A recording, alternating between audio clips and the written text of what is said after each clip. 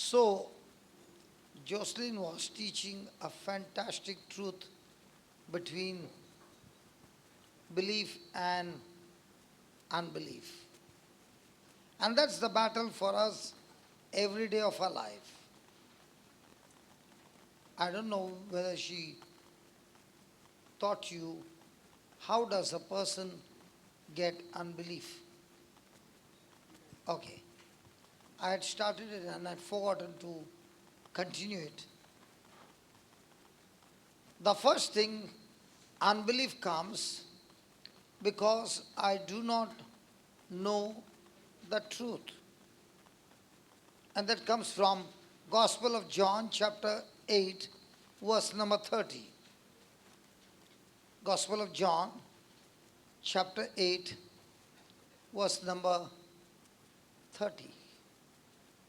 As Jesus was saying these things, many, what? Many.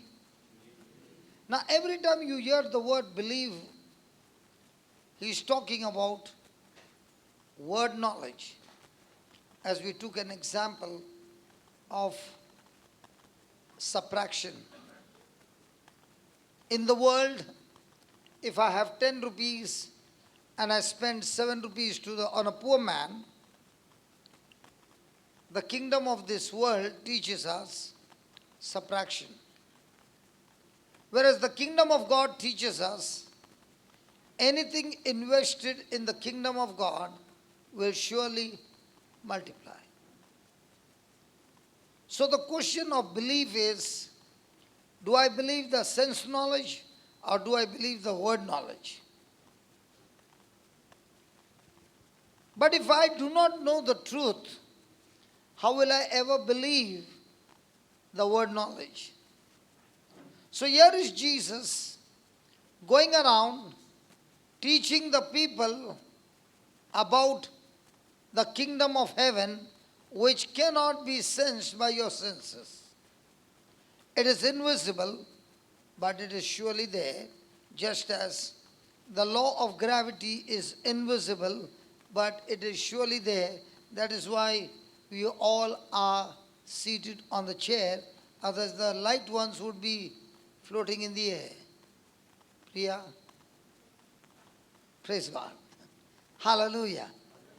So, as you hear Jesus' words, those words are spirit and life, and those words give you understanding that cannot be comprehended by senses, but can be comprehended by a power called faith. So here is Jesus saying, as he was saying these things, many believed in him. And then Jesus said to the Jews who had believed in him. So everywhere Jesus went, he went about preaching and teaching. The reason he went preaching and teaching is he went around showing them the truth which is hidden in this world, so that those who believed had to make correction. And that's why he said, repent, for the kingdom of heaven is close at hand. How does a person experience the kingdom of heaven? By repenting. And the word repent means change your thinking. If your thinking is wrong, surely your believing is wrong. And if your believing is wrong, surely your decisions are wrong. And if your decisions are wrong, surely your actions are wrong. And if your actions are wrong, surely your destination is surely wrong. And that's why the preaching and teaching that Jesus went about, so that when people would understand spiritual things by the power of the Holy Spirit, they would believe. How do I know how many people believe when the preaching is going on? It's so simple. When you are in this room, you can believe, clap your hands, shout hallelujah, But when the door opens, the question still remains, what you heard, did you put into action? And if you never put into action, then you are praising God with your mental assent, but it will not produce the harvest. You did not consider. Praise God. So here are the people whom Jesus spoke, and they believed, and Jesus gave them a beautiful secret and said, if you continue in your prayers and in your fellowship and in your fasting, you are truly my disciples. If you read the new covenant, he is all the time talking about first believing and then opening your mouth and talking to God what you believe is your prayer. If you talk to God and what you are speaking to God does not align with the word of God, it's dangerous. It's like you putting a finger on a live wire and getting electric shock. Because the Bible is absolutely clear that every word coming out of your mouth decides life or death. So he said, if you continue in my word, then you are truly my disciples. What about those who never heard the word? Are they truly disciples? Okay, first thing, what is a disciple? One who follows the master? Okay. One who takes an admission in a school and says, I've come here to learn and become like my master, is a disciple who is a student disciplining his thinking to align with what is being taught. And that's a disciple. And Jesus said, if you continue in my word means consider my word above everything else and put it into practice. So if you consider my word has the highest priority in your life and apply it in your life, then you are my true disciples, and then you shall know the truth. What about those who know the scriptures by heart but have not applied the truth? Jocelyn was sharing, faith comes by hearing and hearing the word of God. Yes or no? No. She did not say that. She did not say faith comes by hearing and hearing the word of God. Just put that and we'll come back here. Chapter Romans 10:17. I love the way you are looking at me, son. How can he say that Jocelyn never said that? He's looking at his mom and saying, how can this preacher say that? That she never said that. Okay, let's look at the screen, everyone. So then, KJV, put that KJV. Yeah. So then faith cometh. So then faith cometh. Say that cometh. Cometh by hearing and hearing the word of God. Is it the or is it by? What is so special about that by? By. Denzel. Hello, brother Denzel. Can you please come here? Denzel. Which direction was I looking at? This side. How did he come from here? He heard his name called. In the same way, when you hear the teachings of Christ, faith can be somewhere in this world, but the spirit of faith comes at once as you are hearing the teachings of Christ. Wow. That means if I don't have faith, I know now how I can get faith. Now faith comes by hearing, and hearing by the word of God. Now let me give you an example. A went to the doctor and he had some problem in his stomach. And after 3 days, the doctor called him and said, your report is ready. And he says, you got a tumor in your stomach. And it's not a small one, it's a big one. And you are on the 3rd stage of cancer. How many times did the doctor say that? Once. How many times did he hear it? Once. Now what he heard once, how many times will he talk to himself what the doctor said? Hello? Many times. Now when he is leaving the clinic and is walking on the road, is the doctor coming with him? But are the doctor's words traveling with him? Are those words talking to him? Are those words telling him, I'm going to kill you anyway? Now, is he rejoicing or is he sad?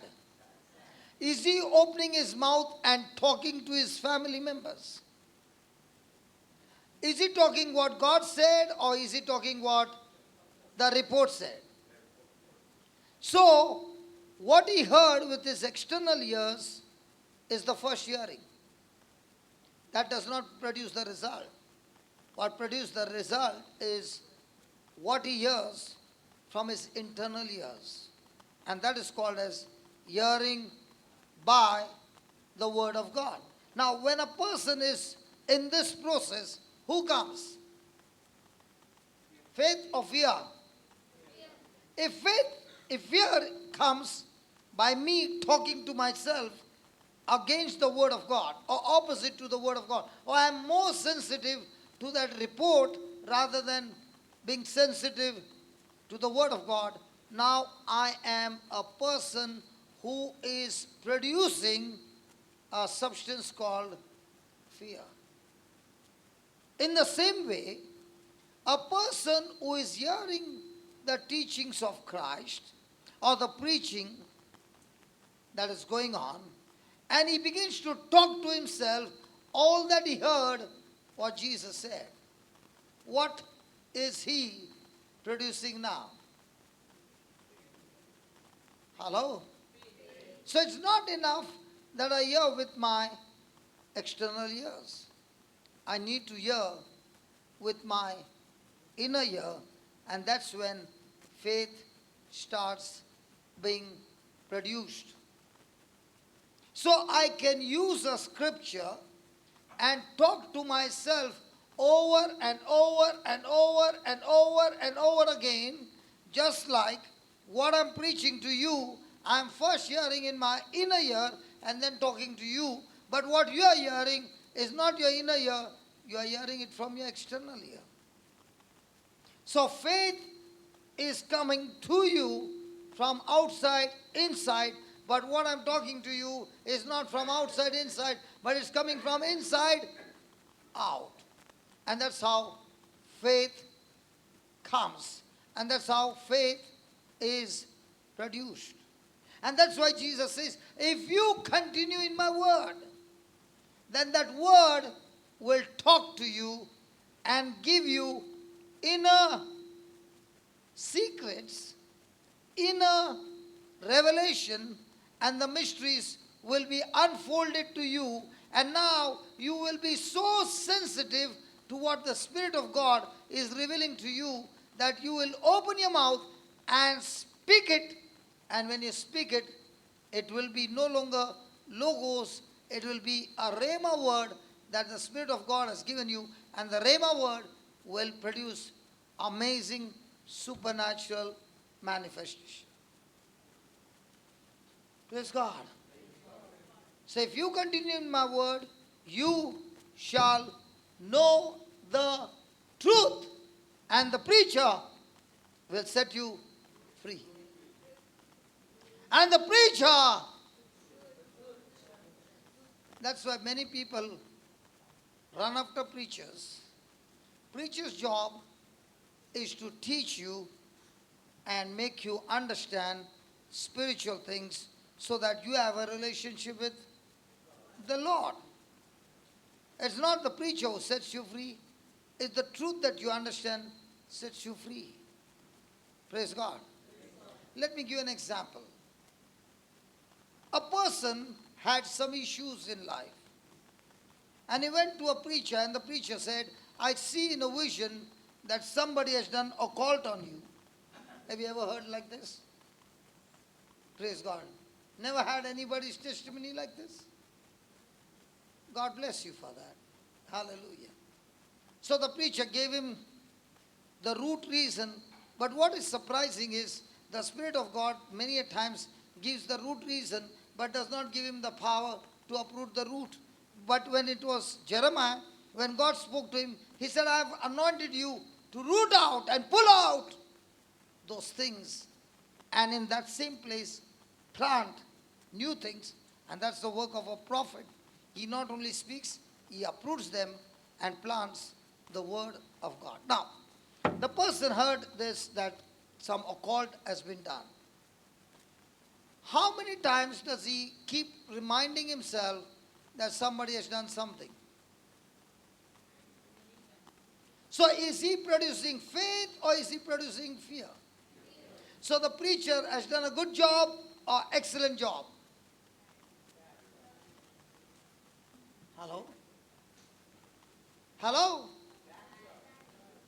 He has planted a seed in his heart. Now, he had a problem. Now he's got even bigger problem because now he knows that somebody has done something in his life. Praise God. How many times is he going to consider what the preacher said? Now, everywhere he goes, what does he say? Pray for me. What do you want me to pray for? Somebody has done something on me. Now, has the preacher given him fantastic unbelief? Hello? And all his life, he is going from one place to other, believing one day he shall be set free. Will he ever get his freedom? How come you know that? Which one comes first? Look at Mark 11:24 and ask yourself, what do you consider? Look at Mark 11:24.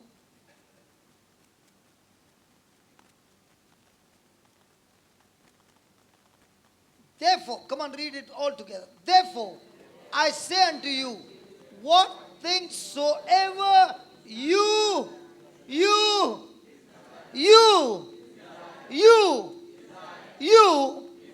when you, so according to Jesus, when you pray, what do you bring? And what do we bring?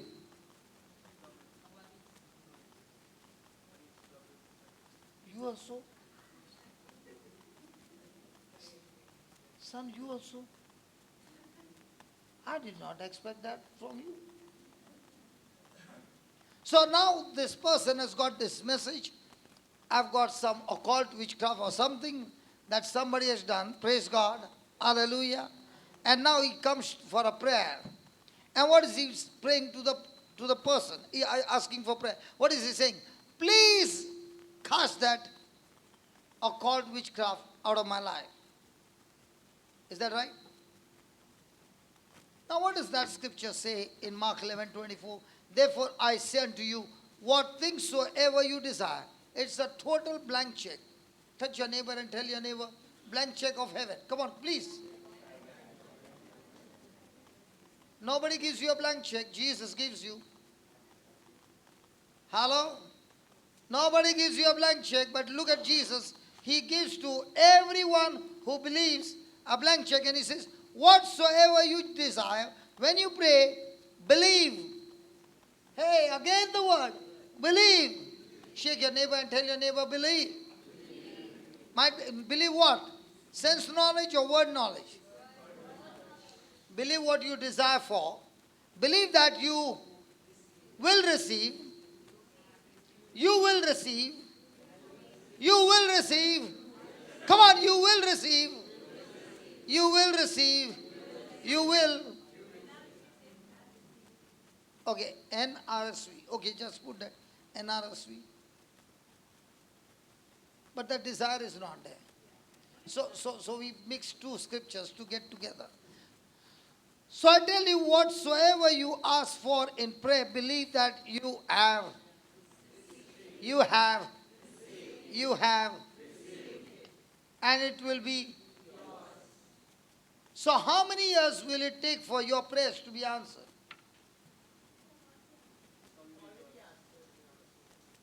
And what are we doing? What are we doing? Praying the same prayer 1,000 times and waiting for it to manifest. Where Jesus says, first you believe that you have. Has anybody ever done Amazon? I'm not advertising, but I'm just asking you, online shopping? Now, do they give you the product or they show you a picture? Do you get a chance to touch it, smell it, taste it? So all that show you is a picture. Do you make a transaction after that? Okay, you check the reviews. But after that, do you make a transaction? First payment or after payment? First payment. And they say delivery after 9 days. Okay, 1 week. Praise God. Might be you are doing too much shopping. They give you more. Okay, you sit at home and you do the shopping. Good. Hallelujah. Hallelujah. Now, when the courier fellow is coming and he gives you a packet, do you already know? You don't know. See, even that boy saying, ah! Imagine that boy saying, ah! She doesn't know. You made a transaction, you made the payment, and you know what is going to be delivered to you. Now, are you stitching your neck for those 1 week? No. You believe the transaction has been done and delivery is after a week. So also the Lord says, whatsoever you desire when you pray, believe that you have. So the transaction is over? Yes. Do you need to make a payment? No, you don't have to make a payment when it comes to delivery from heaven, because Jesus paid it all for you on the cross. Hallelujah. Hallelujah. So now are you stretching your neck? Now what are you doing? Thanking God. So how many people you come across in your life who are all the time talking to people, I need more prayer. You don't need more prayer, you need more belief. Because your unbelief has blocked you from seeing the manifestation. What about this person who is going around and saying, pray for me, somebody has done a call on me? How many years? What about that person who is in depression? How many years? So if I believe I have received it, what's my next prayer? Oh, thank you, Lord, I have received it. Now, are you worried? No. Somebody saying, why are you dancing? I just got a transaction done in heaven and it's on the way. I have received it. I believe it. And that's how we Christians live our life from inside out, not from outside in. Where's your belief, inside or outside? Now, are you believing on those things outside? Or are you believing those things on the inside according to the scripture? So, which online are you doing your everyday shopping? What are you considering? Sense knowledge, word knowledge? So the first thing that people get into unbelief is because they do not know the system. If you do not know, then you do not know the truth. And if you do not know the truth, the lies of the devil can keep you in bondage all your life. First one. Second one is the person who is an excellent believer. He believes, he puts into action, he is an excellent person. But the things that were taught to him did not align with the Word of God. And if it did not align with the Word of God, that means it was not the truth. It was the lie. So just because you were taught wrong and you believe wrong, will it become right by your believing? No, it's still wrong. And when a person is believing a wrong teaching, it is called as disbelief. And that is also going to lead you into unbelief. And that's why it's very important when a preacher comes and preaches, remember, when you enter the door in the Spirit, you have opened the heart to the preacher and said, I open my heart to you. Go ahead and plant your seeds. And that's why when the person went and the preacher said, somebody had done a cult on you, the person had opened his heart, given him the permission to plant the seed. The preacher planted the seed. What if there is really a bondage? What if there is really an occult done on him? I'll give you my example. I did not come to church. I was lifted up and brought into the church because I had lost my memory, I had lost everything, sick, demonized, you name it, different kinds of problems, and I was brought to church. In severe depression, and at that time, there were symptoms on my body that I could not keep my neck straight. I would be turning my neck the whole day. And when I was brought, there was mass going on. And after the mass, Father prayed over me. And he said these words, take him home and bring him for the next 8 days, not missing a single day. And your husband is completely set free. So my wife takes me home, and it's a 2-hour journey. And in the rickshaw, she looks at me with all the symptoms, and she says to me, you are set free. Hello? She says, you are set free. Has the symptoms gone? They are still the same. The next morning, she teaches the children, at that time 6 and 7 years old, to go and tell their dad, Dad, you're completely set free. You look so good. And all the symptoms are still the same. Now my question is, what did she consider? Symptoms or what the man of God said? Now throughout the day, I hear it about 500 times, you are set free. Now when I hear those words, you are set free, will they play on my mind and in my heart? Yeah. Third day, no change, but still the process is the same. Fifth day, now all those days, 3 hours, I'm hearing the praise and worship, Divine Mercy Prayer, Rosary, Mass, and then laying of hands, 3 hours service every afternoon. Fifth day morning, I get up and I go to her and I call out a name. I call her by her name, and she has got tears in her eyes, and she grunts and brings both my daughters and says, who are these children? And I said, these are our children. What are their names? And I share with her their names. And the next question is, who are you? I'm your husband. What's your name? And I share with her, my name is Johnson. My journey begins. And on that day, the symptom on my body is all gone, and I'm completely healed. Now, how many people would consider what the priest said, and how many would consider what the symptom says?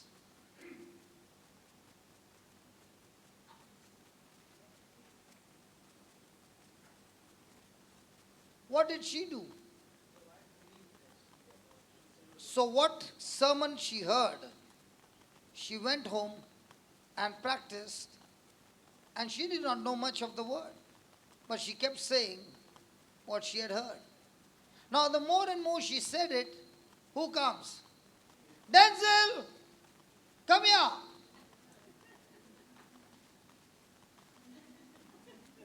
Now you might be laughing. I'm showing you again and again because sense knowledge will help you to remember. When I called out his name, he came. Thank you, brother. In the same way, when you are hearing the teaching again and again, remember who is coming. Don't tell me Denzel is coming. Who is coming? Faith is coming. So what are you going to consider? What you heard, the teaching, or what you heard, the symptoms talking to you?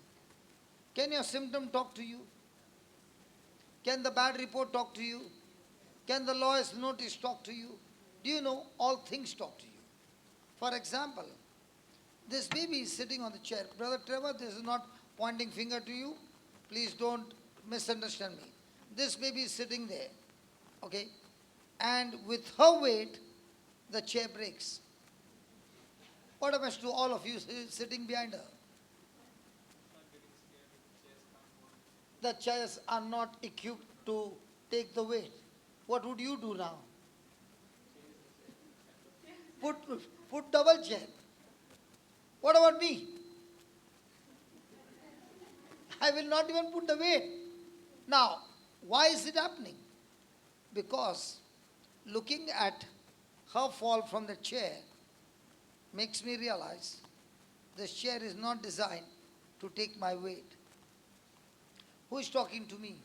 The chair. Things talk to us in thoughts. Amen? So, if my wife was taught wrong things, would she ever say, you are set free? So what did she consider? Symptom or what she was taught? So many a times we get into disbelief. It's not because you are an unbeliever, you are a believer, but you did not get the right teaching. It's the right teaching that will set you free. So first, unbelief is I don't know the system.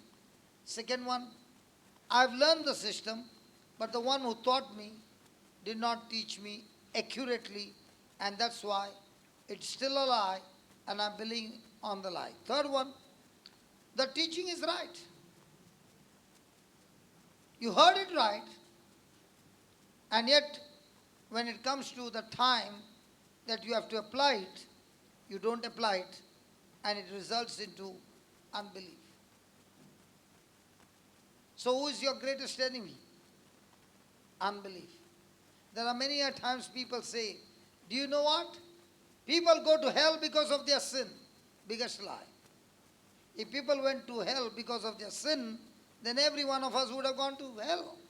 But God dealt with sin and destroyed sin and the power of sin by sending His Son Jesus, who made a remedy for us to escape hell because we received forgiveness of sins. People go to hell because of unbelief. God has made the remedy. But the person says, I don't need Jesus. I've got nothing to do with Him. Even though God's word says, those who believed in Him shall not perish, but have everlasting life. Those who do not believe in Him are already perishing. They are already condemned. They are already judged by their unbelief. Is that clear? Hello, is that clear? Praise God. Hallelujah. Thank you, Jesus. Thank you, Jesus. So let's go and learn how a person can get out of unbelief and turn the trial into a glorious victory. Let's go back to Romans 4:17.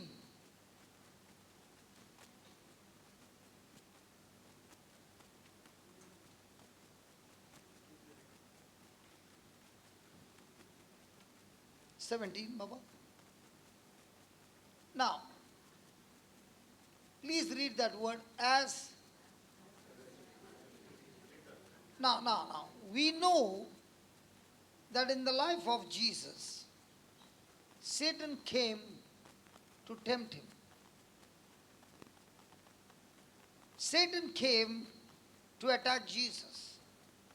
And every time Satan showed up, Jesus beat him and kept on beating him. How did Jesus hit the devil?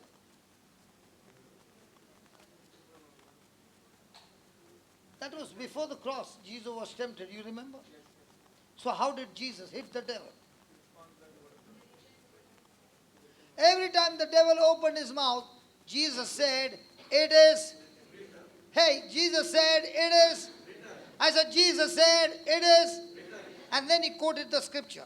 How do you hit the devil? Come on, how do you hit the devil? So every day, you got to hit him using the scripture. It is. Hello, it is. Hello, it is. And then he quoted the scripture. So the moment the devil opened his mouth, Jesus filled his mouth with scriptures. It is written. Now, the devil came to tempt Jesus and said, if you are the Son of God, turn the stones into bread. And what did Jesus say? Man shall not. Is that what he said, or he said it is written? He first said it is written, and then he quoted the scripture. Man doesn't live by bread alone, but by every word that proceeds out of the mouth of God. Now, was the temptation, or was the battle, or was the fight to turn stones into bread?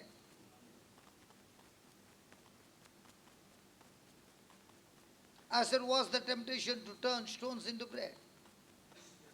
Yes or no? Yes. Is it wrong to turn stones into bread? So what was the temptation?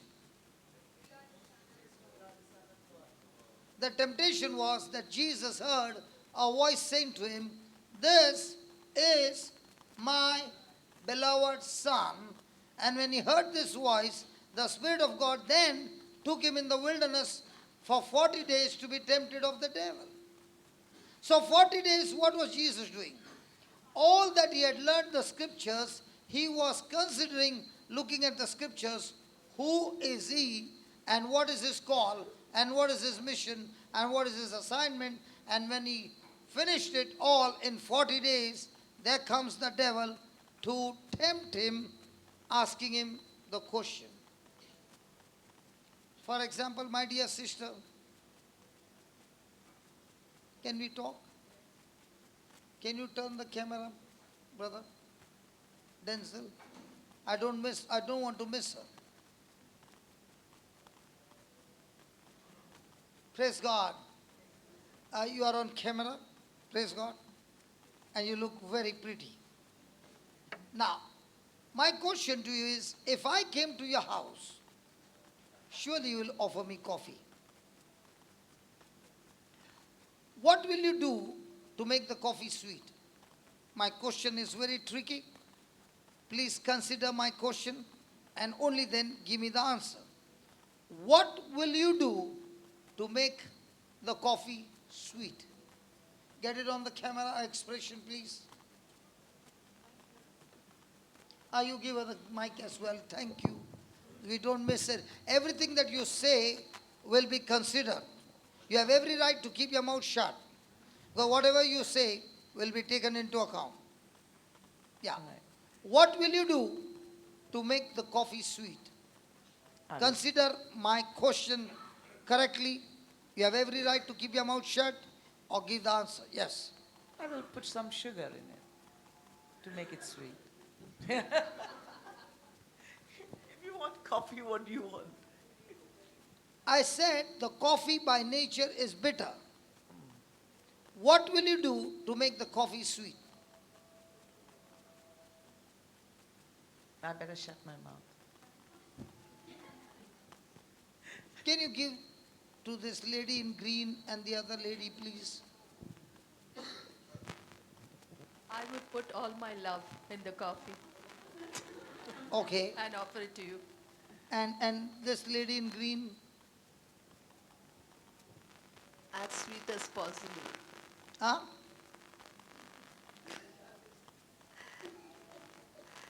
We'll ask you what you would like, whether... I told you already that I want my coffee sweet.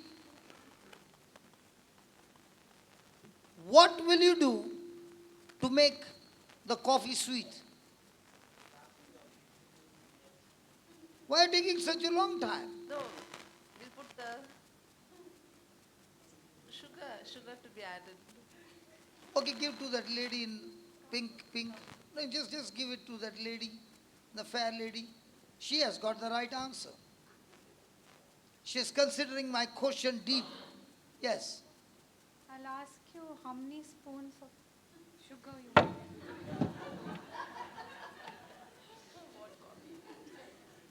Okay, last try, give it to the brother. Yeah, brother, you are victor. Yeah, You have victory in your answer. Come on, go ahead. my answer is also sugar. Absolutely right. Absolutely right. I said absolutely right. Did you hear the answer? He said he would put sugar in the coffee to make it sweet.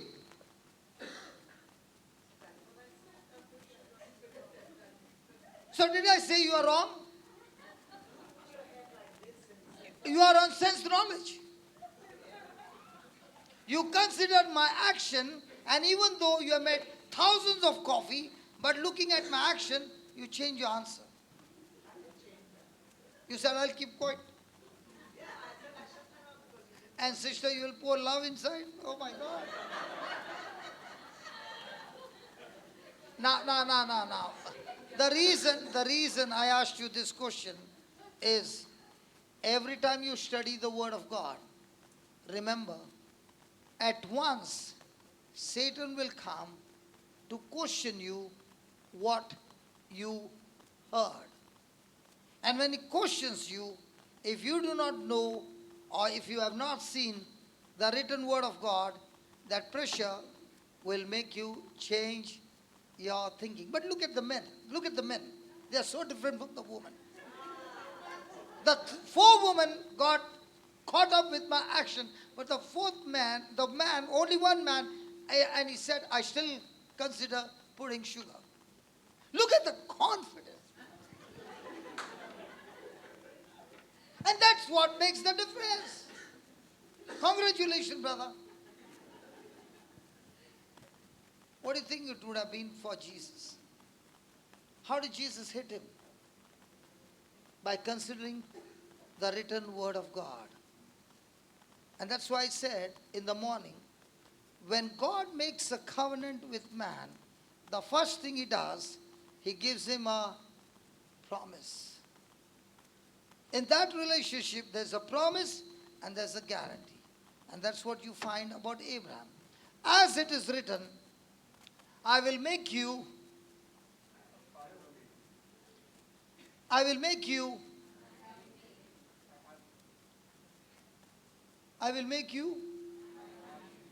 How do you feel that you don't even have a single child and God is saying to you, I have made you? It's the same as it is written, by the stripes and wounds of Jesus you have been healed. What do you consider? Symptom? Doctor's report? What do you consider in every trial of your life? Sense knowledge? Or it is written word knowledge? How do you know you win or lose?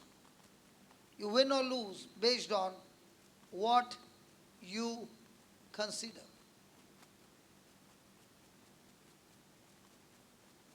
Abraham, when he was told that I have made you father of many nations, the Bible says, in the presence of God, he believed. how does a person get into the presence of God? Sweetheart, do you believe the presence of God is here? Really you believe? Do you also believe that Satan is here? You better be careful. Mom is watching you. And dad also is watching you.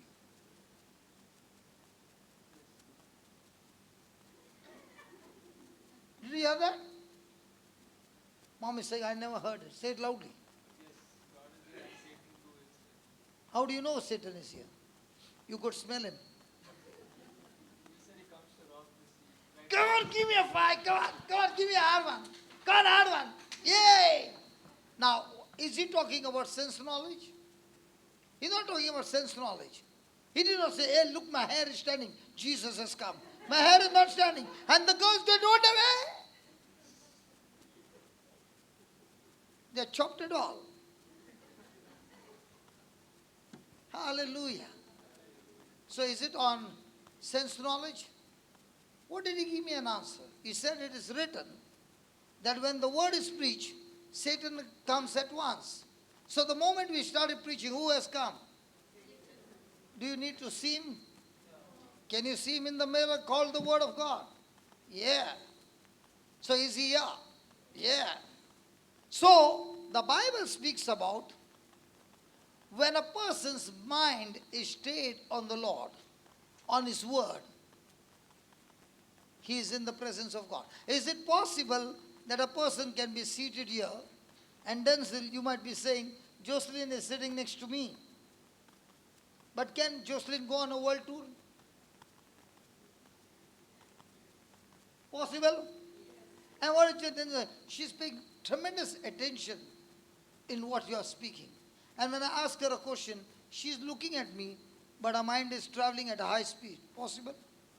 And when you ask, what did I say?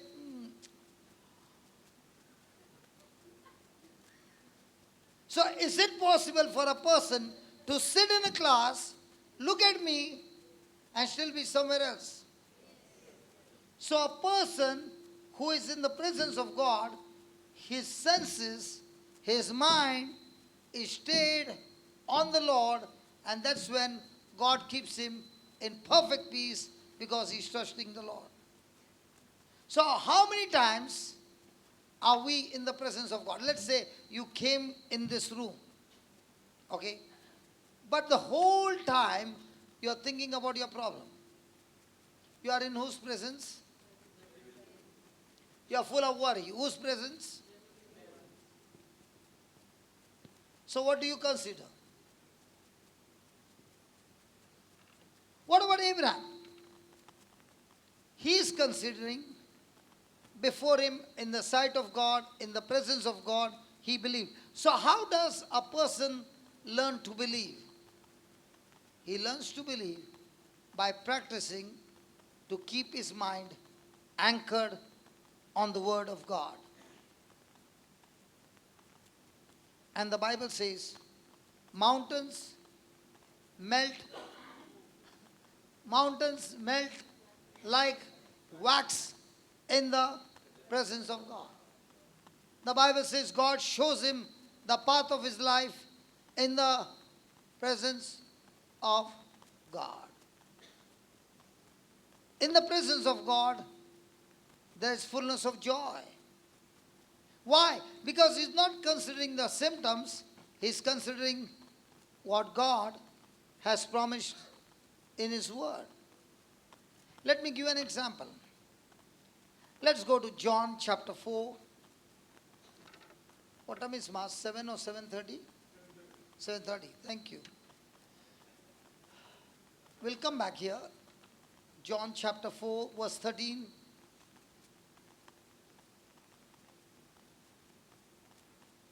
Okay, let's start with 12.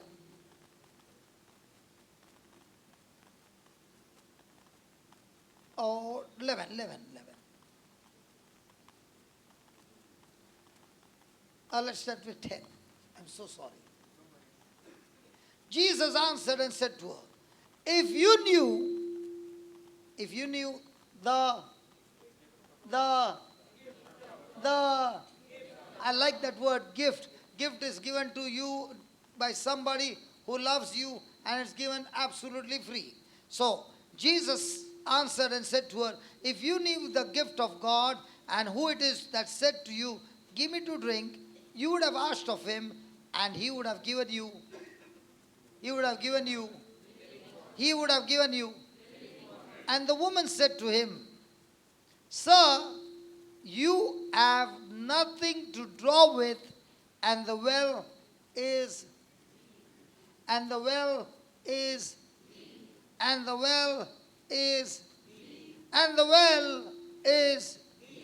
Many a times in rainy season, there are sometimes well in Mangalore I've seen, they are in the field. And there's a flood going on. Means not actually flood, the fields are covered with water. Even the water in the well is actually overflowing.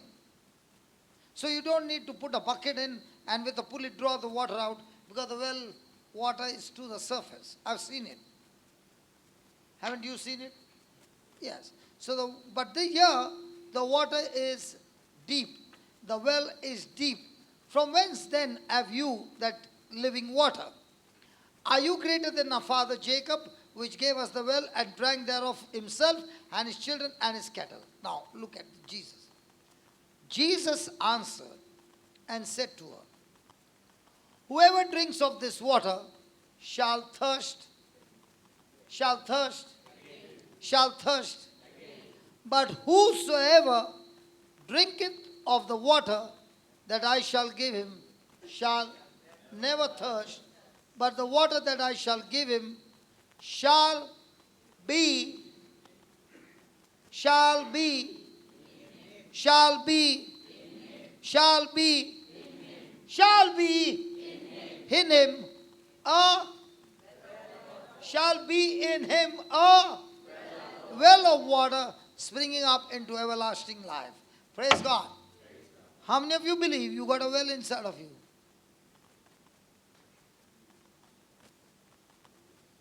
Did you know that? Sister, do you know you got a well inside of you? And it's deep. Have you ever drawn water from the well? You're from Anglo? Yeah. In your childhood, did you have an opportunity to draw water from the well? Don't tell me you had pump at that time. You'd never lived in Mangalore. Where were you?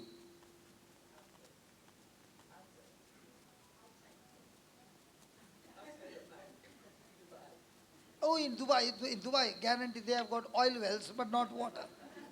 Praise God. Now, is there anybody here who had real, what about you? Never saw the well? You got a big well, man? But they've got a pump there, praise God. And that's why sprinkling. But you never had a chance to draw water? What about you, Brother Trevor? But never had a chance to draw.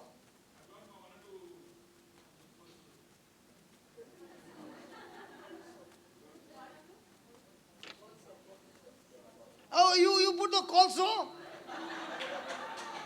Okay, tell me, when you put the colso in, honestly speaking, was the colso going inside or dancing? Dancing. So you got into the well and filled it and then came up. You had to dance with your hand.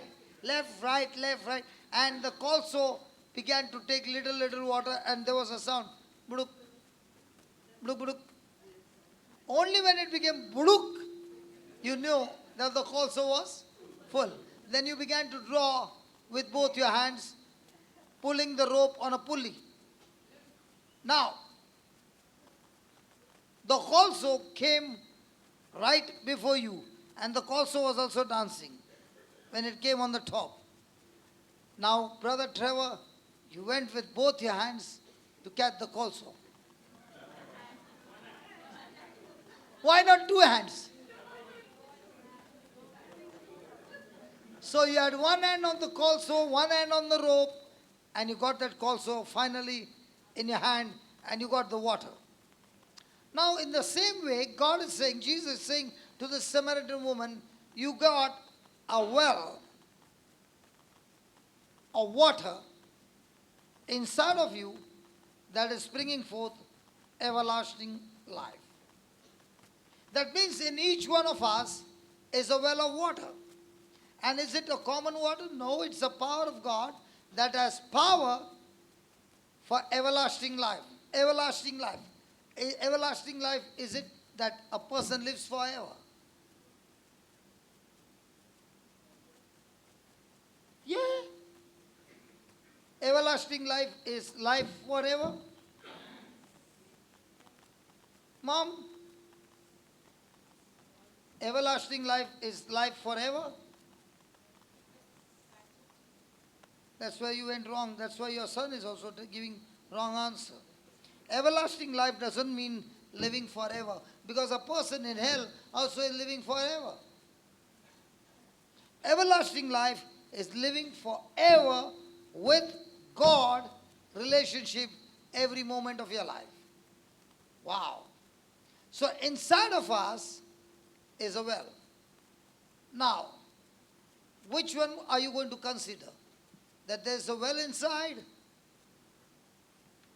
Or are you going to consider symptoms? Let me give you an example. A person has got some sickness and is in the hospital. Is that person drawing water from the well? Okay, how does a person draw water from the well? No, not that, not that. Spiritually, man. Don't show me a pulley. But you won't go for the pulley, you will go for the pump. High tech. Now tell me, you got a well. Touch your well. Now, how are you going to draw that water from the well? If I show you, will you use the well water every day? Your well water. Or you'll come to my big well. Come on. Let's study Isaiah 12, verse 2, and see with our own eyes, are we drawing water from the well? What do you consider? Behold, God is my salvation. I will trust and not be afraid. The Lord Jehovah is my strength and my song. He also is become my salvation. Therefore, what for? Because Jehovah is my strength. He is my God. He is my song. It is through Him that I receive my salvation. Therefore, with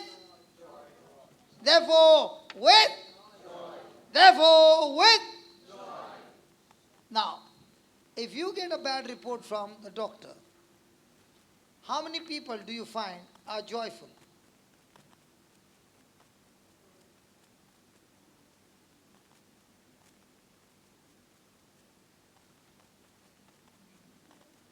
You got a bad report, supposing. Will you be joyful? So there's water in the well. Are you able to draw the water from the well? Now, did you consider what God said, or are you considering what the report says? So are you full of unbelief or belief? So now when you are taking the praise and worship, and you got a bad report, are those lyrics meaning anything to you now? No. How many people do you find who are joyful?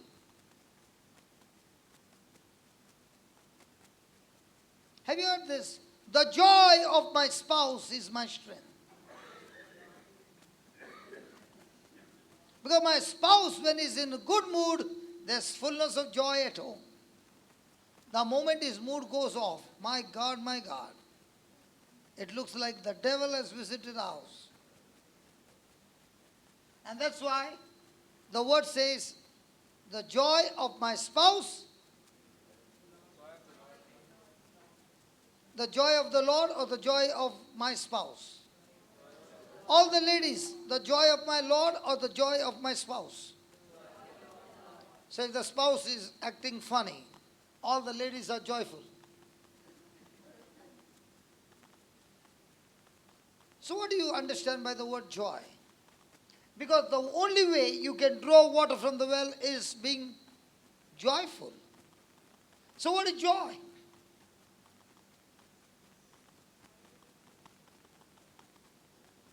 How many children you got? You are the only one who is talking to me. Others are not even talking to me. Some of them are looking this side. If I'm looking this side. Come on. Yeah, sister in white. What's your name, sister? In white? Yeah. Christina. Zina. So Zina, how many children you got? You have 2 children. Okay, praise God. Did you hear that? Yes, she has got 2 children. You are the judge. Okay? We are going to see whether she got joy or she got sadness. You got married and a day came. You're going to put her on the camera?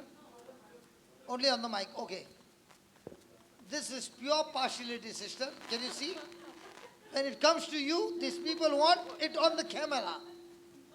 No, it's okay, it's okay. We can all read it between the lines. Hallelujah. So they are considering, you know what they are considering. Hallelujah. Okay. You got 2 children. Yes. And the first time you got pregnant, you surely went and told your spouse. Yes. Yes. And you said, I'm joyful. I'm happy. I'm excited. I'm joyful, I'm happy. And then began, whatever you ate, Oh my God. it's okay, it's okay. Imitating you, I got.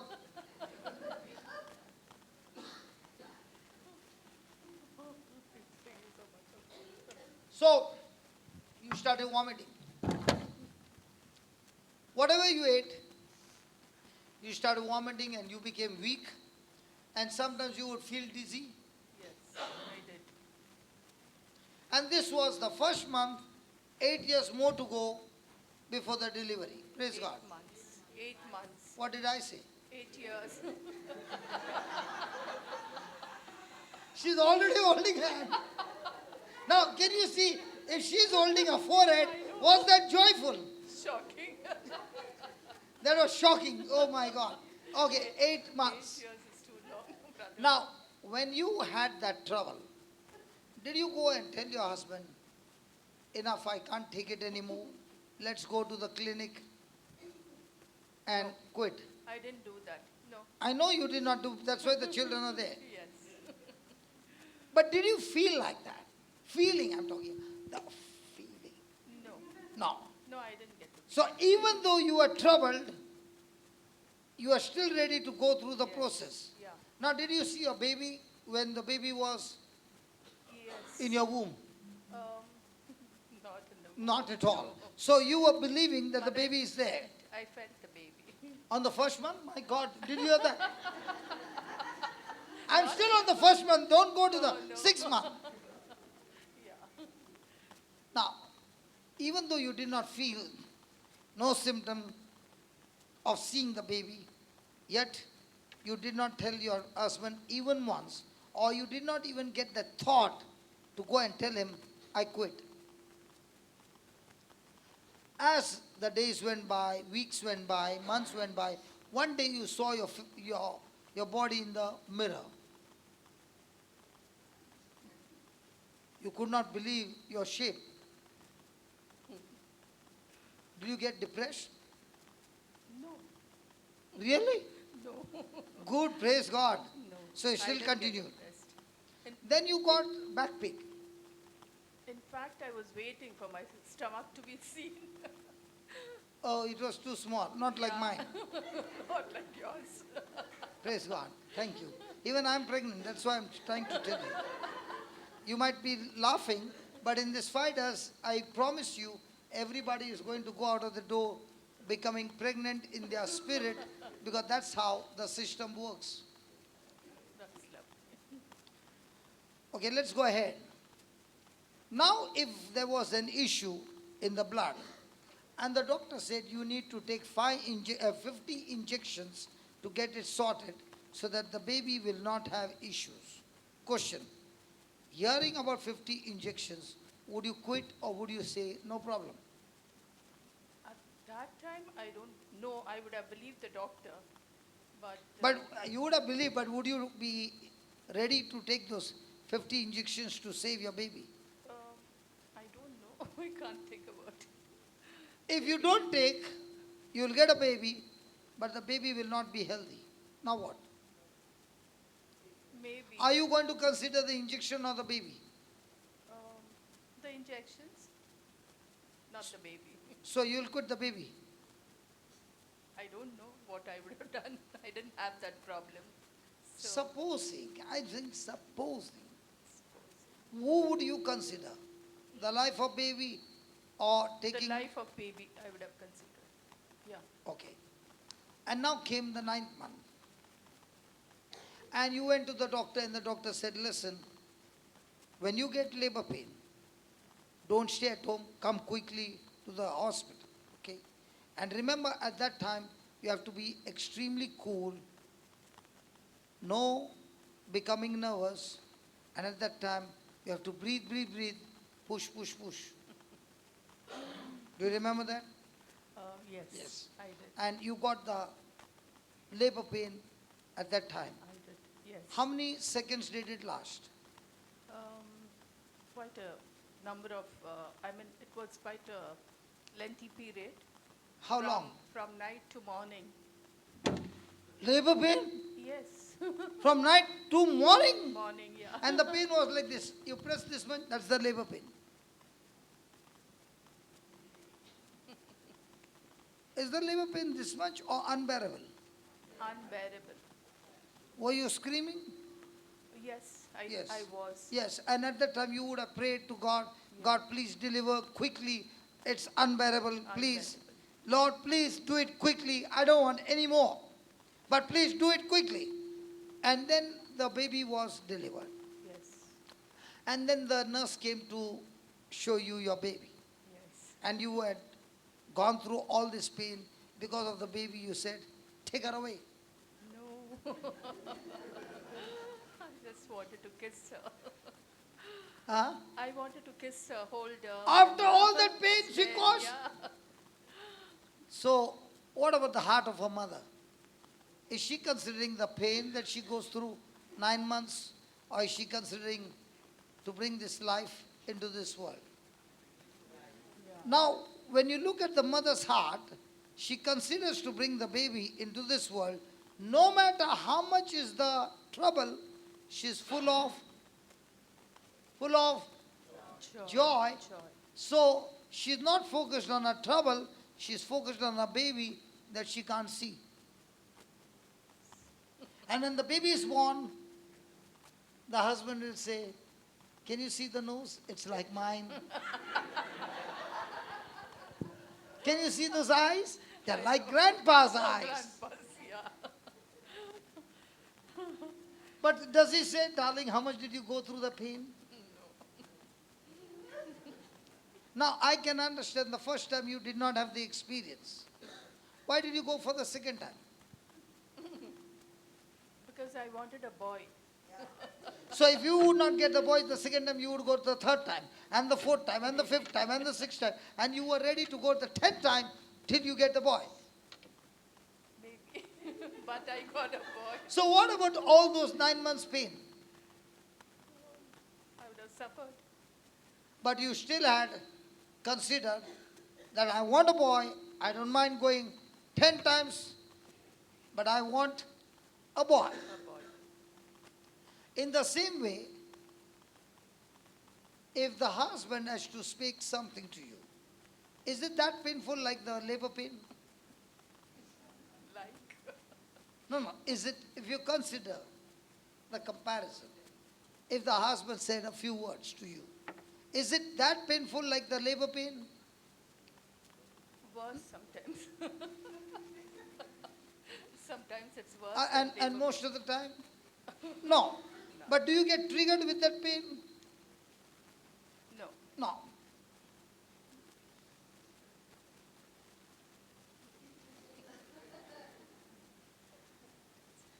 What is very important is, in our everyday life, what do you consider? If you consider the baby, the mother is willing to take all that pressure to bring that baby into this world. And thank God for the mama's heart that she's ready again and again to bring the baby into this world. And that's why we men are born from the womb of the mother. Thank you, mamas. Thank you, all my sisters, for not quitting, but ready to go through that journey of 9 months. And now that the baby was born, you are so happy, and the husband and the wife lived happily thereafter. They never had trouble after the baby was born. Who kept you awake the whole night?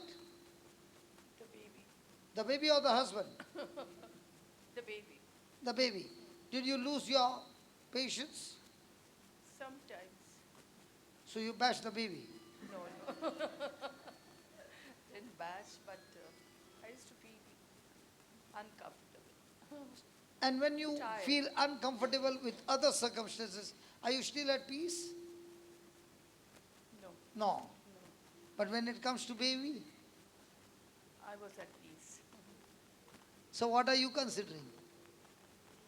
In the same way, here the Lord is saying, as you were considering the baby as your highest priority, you had joy. You are not considering the circumstances, what you went through, the pain that you went through. Because you knew that after 9 years, you will get. Why do I make that mistake again and again? 9 years. Oh my God. Sorry? Years are increasing. So do you consider after 9 months you will have the baby? Yeah. Yes. Because you know the end result before the manifestation, you have joy. In the same way, when God spoke to Abraham and made a covenant with him, he knows before the manifestation, the one who promised him is able to keep his word and bring his word into manifestation, and that's why the person has joy. Let's take the example of Jesus. Jesus has been judged and condemned to death. So Pilate said, on one side is Barabbas and on the other side is Jesus. As per the law, I have to release one. So I have decided to release Jesus of Nazareth. And what did they say? No, we want Barabbas. And then he said, what do I do with Jesus of Nazareth? It was the high priest who said, crucify him. And what would have Jesus said? Jesus would have smiled inside and said, thank you very much. Because Jesus, who is the Lamb of God, the sacrificial lamb, our high priest himself, he has offered himself as a sacrifice, and no sacrifice is accepted by God without being offered by a priest. So when the priest said, the high priest said, crucify him, Jesus would have said, thank you very much, God. Now my sacrifice is offered by the high priest, who did not know that what he was saying was also a plan of God. Now, when Jesus went to the cross, was he joyful? So let me give you some good beating, and you will be joyful. Hello? So did Jesus carry the cross with joy? Why? So if he is fulfilling his Father's will, he will be joyful. So when you were, sorry? Yeah, but why?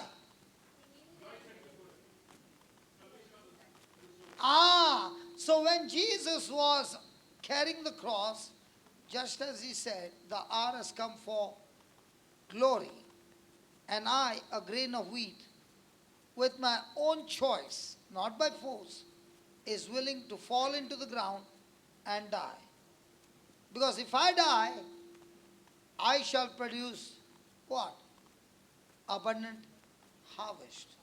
So when Jesus is going through the cross, is he looking at himself or is he looking at the salvation of all of us?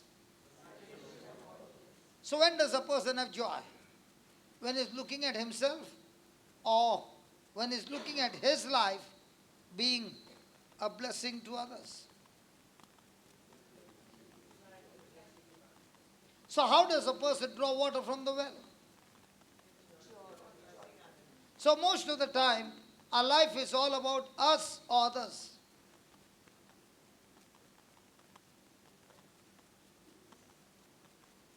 If you are enduring persecution, insult, abuse, and even physical assault, will you be joyful? And if you look at the saints in the church, they went through terrible time. If you look at the apostles, none of them died a natural death. They were all killed. They were all martyred. How come they were joyful? Look at Stephen. He was being stoned to death and he was so joyful. Why? Because his eyes were not on himself. His eyes were that I, a grain of wheat, is willing to plant my life as a seed to forgive and continue to love those who come against me. Now when Stephen was being put to death, there was a man who was standing at a distance watching everything. And he was wondering, how can this man who is being stoned to death say these words, Father, do not hold this sin against them, forgive them. And this man was a Pharisee of the Pharisee, and the man who was being stoned to death was a simple man. How come he had such power that he could say these words? And a seed was planted. And when the seed was planted, that seed is what brought conversion of Saul into Paul. Have you ever heard this song, I have decided to follow Jesus? How many of you know the story of that song? The song goes this way. About 200 years back, in Europe, might be in London or England, among the youth, they had experienced the power of the Holy Spirit come upon them, and they got born again, and there was a revival. And among this youth, one of the youth decided to go to evangelize, and he came to India. Can you hear that? Kar, kar, kar, kar. What does that mean? My battery is weak. You better change my battery, otherwise I'll keep on making that sound. Can you give me? Hallelujah. Hallelujah. So this man came to India and he met a tribe extremely dangerous. It said, you can go on the YouTube and read the story yourself. It said, in this tribe, when a boy wants to get married, he has to leave his village, go out and hunt for men, strong men, cut off their head and bring and put that head on the veranda. And the people who see the number of heads, it's a proof that this young man is a warrior. And that's when he gets married. And this young man came to this tribe and preached the gospel to one of the men who received Jesus Christ as his Lord, God and Savior. After preaching to this man, the young man, evangelist, went back to his country. The seed was planted, and in no time, the whole family accepted Christ. They went about sharing the gospel of Christ to their fellow tribe people, and the news reached the chief. And the chief summoned them right into the center of the village and asked them, I give you one more chance. If you renounce your faith in this person Jesus, I will let you live, you and your family. And if you don't renounce your faith, then your 2 children will be killed by arrows. The man did not know what to say or what to do. And that's the time he remembered the song that he had written when he received Jesus Christ as his Lord, God and Savior. And that's the time he sang, I have decided to follow Jesus. No turning back, no turning back. And the 2 sons were killed. The chief looked at him and said, I give you one more chance. If you don't renounce your faith, this time your wife will be killed. And this time this man began to sing, though none go with me, I will still follow. No turning back, no turning back. And his wife was killed. Now the chief said, you have got a last chance. If you renounce your faith, I give you a chance to live. And that's the time this young man sang, the cross before me, the world behind me. No turning back, no turning back. And the man was killed. The whole village witnessed the death of this family. They all went home and it looked like the story was over. But what actually happened is a seed that was planted in the chief's heart. He could not sleep. He began to wonder, how can these 2 sons have no fear of death?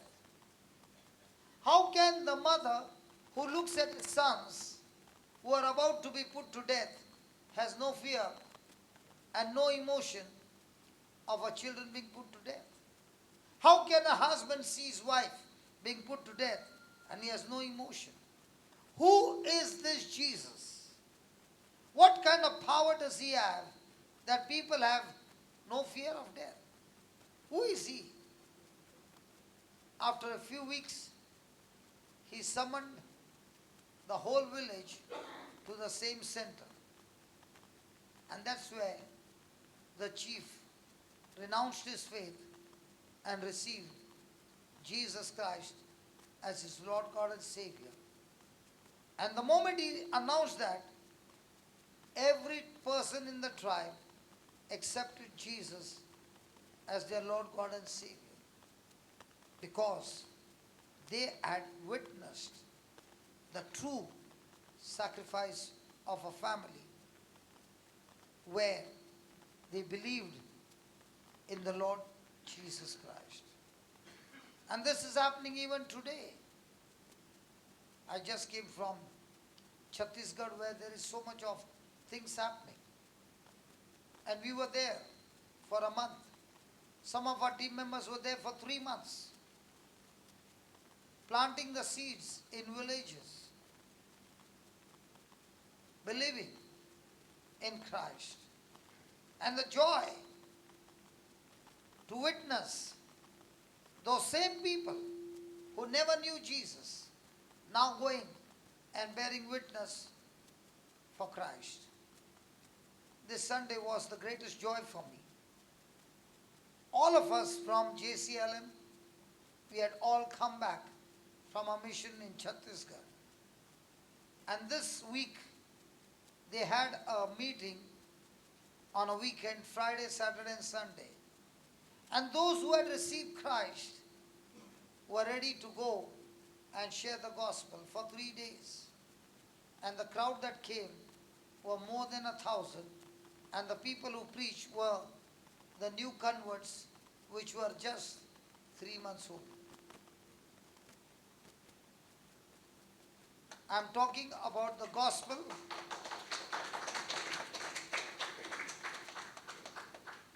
Will that clapping change our life?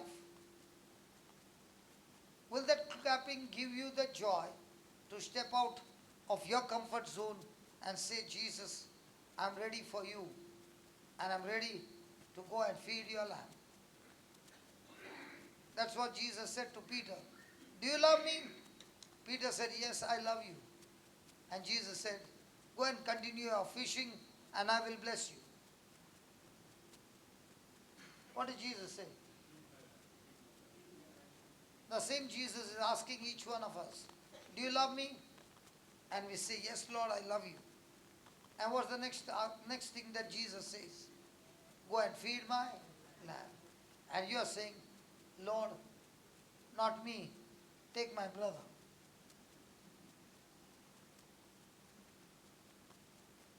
Come on. The joy of the Lord is my strength.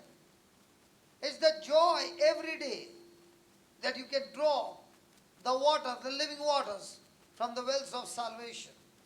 And once you get the taste of this water, there is so much of joy that you are, you know, even if when I was doing business, money would excite me, money would motivate me, but not anymore. When I see the souls which were on the journey to death, on the journey to damnation, on the journey to hell, and you go there and you preach the gospel and they receive Christ and you cancel hell and you teach them to receive Jesus so that they receive Jesus and they make their way to heaven. What a joy.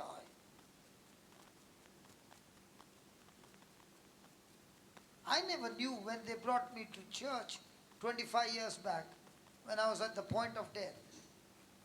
I never knew that my life would be a blessing to the nations. All I know now is when I make myself available to God, He fills my heart with joy to go out every day to bring more and more souls in the kingdom. And that's what Jesus showed Peter. Your top priority is not going fishing, but your top priority is the purpose and assignment is to work in my kingdom and win souls for the kingdom.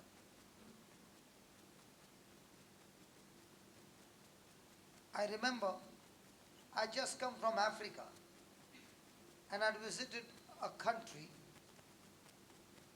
where I got fever. And I did not want to go to the doctor, but my friends forced me and said, let's go and just have a blood test. And then you are free. So when I had the blood test, they said, you are suffering from malaria. And the name of that malaria is falciparum, which according to medical terms, it's the top class malaria which hits the person's brain and destroys it. And if medicine is not given 4 days, the person will surely die. And the quarantine for this malaria is not 14 days, but 28 days. And when I got this test that you are positive, they said you're quarantined for 28 days. And I said, doctor, let's make a deal. If you don't find malaria in 48 hours, the third day I have to go to preach and I'll go. Let's make a game. If you find me positive, I stay here quarantined for 28 days. But if you don't find the trace of malaria, I will leave. So now I had 2 days to fight and draw water from the well. Amen? What do you think I did for 2 days? Come on. Everybody said, prayed. And you know what the Lord said? Do you believe you are set free? I said, yes. So go and prepare the notes for the next 10 days, what you are going to preach. So those 2 days, I was preparing the notes for my preaching. Whatsoever when you desire, when you pray, or whatsoever you desire when you pray, believe that you have, and it shall be. So I believe I'm already in the next country preaching, and that's why for the next 2 days, preparing the notes, and when they had a check, they found I had no malaria. Now, I said to her, I can get out of this country, but I'll still be caught at the airport. Because when you get on from this flight, whether you know it or no, there's a screen that checks your temperature. And I know that I'm been set free, but still I get a little symptom of that temperature. So I said to the doctor, can you give me something that my temperature becomes normal? And she said, you can take crocin before 20 minutes. And praise God, before 20 minutes, 30 minutes, they say, it's time for landing, fasten your belt. What does that mean? Take that crocin 20 minutes before. And I took that crocin, got down from the flight, went through the immigration, and the person who came to take me, he looked at me and he said, you look funny. I said, what looks funny? He said, the way you stand, the way you're walking, you're not the same person. You look different. What happened to you? And I said, I was suffering from this, but now I'm free. He said, do you know what you just did?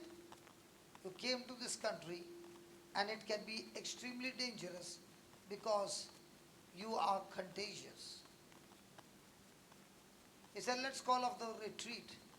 I said, no, let's do it. He said, you look so weak. You won't be able to go for those 10 days, standing the whole day. I said, let's do it. The Lord will do the rest. And for the next 10 days, we traveled about 14,000 kilometers in that country in 3 weeks and preached the word of God. Praise God. And when the retreat was over, on the 10th day, I stood on my feet and was able to preach the whole day. Now my question to you is, from the day I got that symptom to the day, and there was a condition that after preaching in the other country, you have to come back so that we have a test again, so that we will see what's the new report.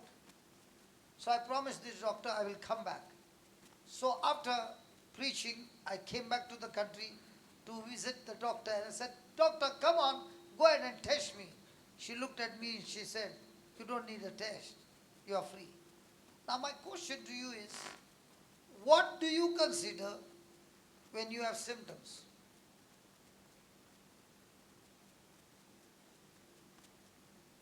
And I can give you testimonies after testimonies again and again and again in my life that I always want to make a choice.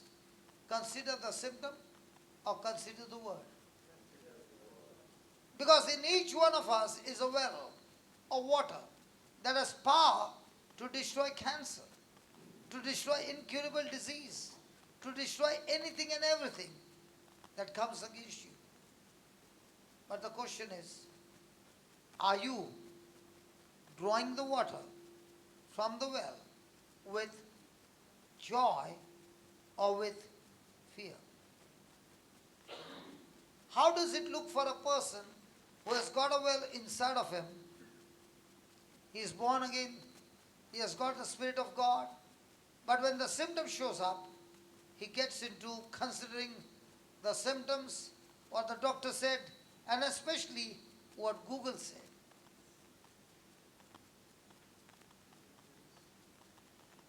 Have you ever been to Google?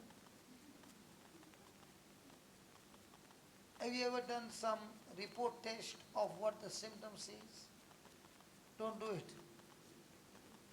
Because what you read over there will take a long time to uproot those seeds. Because those seeds are going to kill you because what you read. Oh my God. I did not know I've overshot my time. Praise God. Father, in the name of Jesus, I thank you, I praise you, Lord, for teaching us that we need to draw water from the well with joy. Thank you, Jesus, for teaching us that in us is the well of water that brings forth everlasting life. Help us to consider this well and be filled with joy in every battle of our life, not considering the symptoms, but considering the gospel of Christ, the promises of Christ, that we are so sensitive to the word that we have hardened the heart to the symptoms and we do not consider them. Thank you, Father, for teaching us through examples, through your word, that in each one is a well given to us by the Spirit of God as we believe. And teach us now that everything that we need in life is deposited inside of us, and all that we want to learn is to draw water from the well with joy. Thank you for showing us this powerful truth in the name of Jesus. And all God's people said, come on, and all God's people said, amen. Because when you agree, that prayer of agreement has tremendous power. But Jesus said, where 2 or 3 agree on earth, it shall be done by my heavenly Father. So when you said amen, you agreed to that prayer in Jesus' name. God bless you.